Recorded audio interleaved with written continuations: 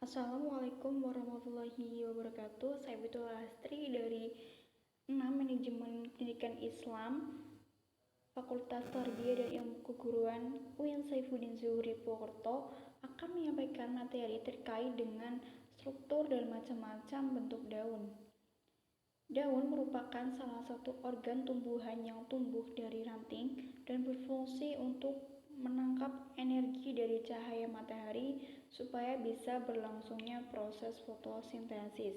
Daun pada umumnya berwarna hijau karena mengandung klorofil yang digunakan untuk menangkap energi cahaya. Klorofil merupakan suatu molekul dalam daun yang memanfaatkan energi matahari untuk mengubah air dan karbon dioksida menjadi gula dan oksigen. Fotosintesis merupakan proses pengubahan energi kimia dari cahaya matahari menjadi bahan makanan tumbuhan yang terjadi di dalam daun. Kemudian ada dua struktur daun, yaitu struktur daun bagian dalam dan struktur daun pada bagian luar. Struktur daun luar yaitu terdiri dari pelepah daun, tangkai daun, dan helai daun. Pelepah daun memiliki fungsi untuk mendudukkan daun pada batang. Tangkai daun berfungsi untuk menghubungkan pelepah atau batang dengan helai daun. Helai daun atau lamina berfungsi untuk tempat berlangsungnya fotosintesis yang paling dominan atau yang paling sering terjadi, yaitu pada helai daun. Kemudian struktur daun dalam terdiri dari epidermis, jaringan mesofil, jaringan penguat, jaringan pengangkut, dan stomata.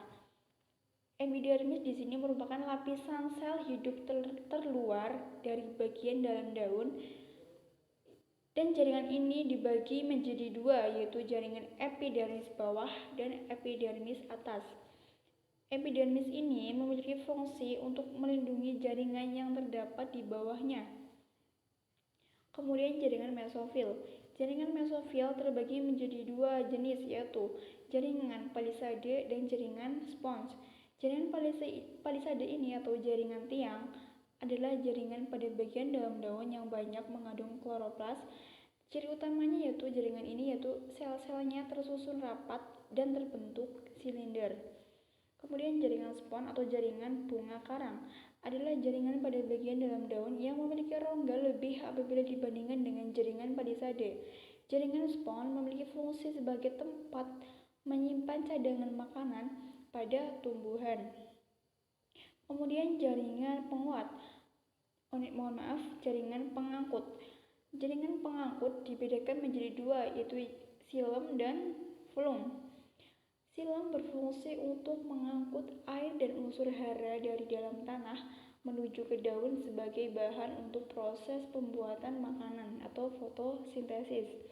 Kemudian jaringan flum memiliki fungsi untuk mengedarkan hasil fotosintesis dari daun ke seluruh tubuh tumbuhan. Yang terakhir yaitu stomata.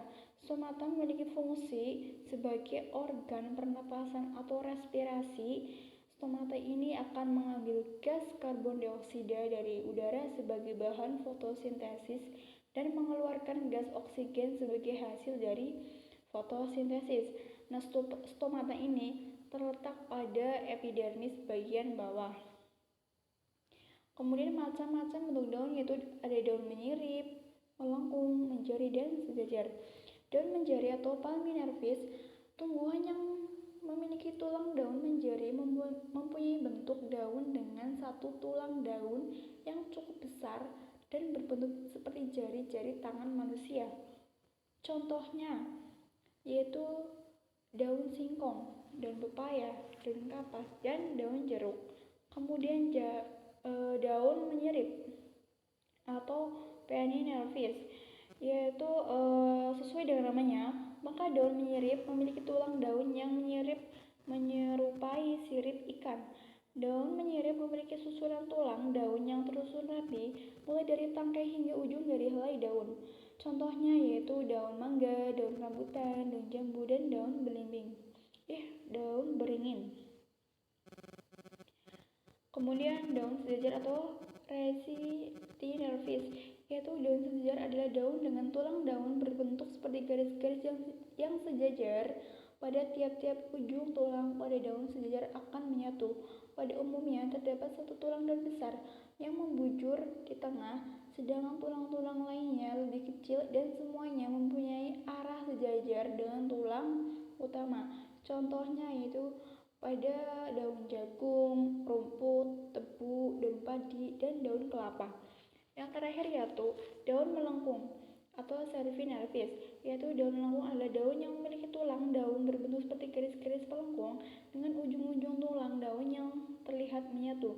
Contohnya yaitu daun waru, daun gadung, daun genjer, dan daun sirih. Demikian yang dapat saya sampaikan. Kurang lebihnya mohon maaf.